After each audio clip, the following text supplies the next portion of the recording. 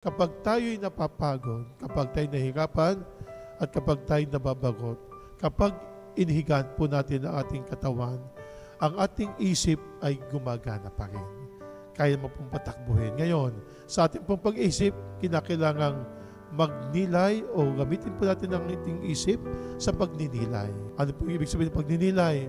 Sa pagdarasal. Habang tayo'y mamahinga, pwede po rin po tayong magdasal. Pero alam niyo, kapag tayo'y gumagawa, kapag tayo'y nagtatrabaho, upang maging magaan ang ating pagkilos, sabayan po natin ng pagdarasal.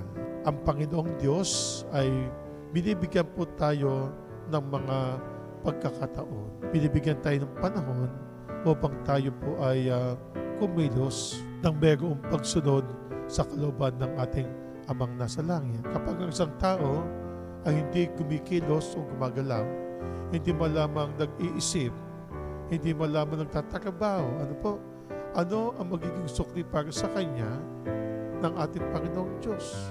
Anong ibibigay sa kanya ng mga biyaya?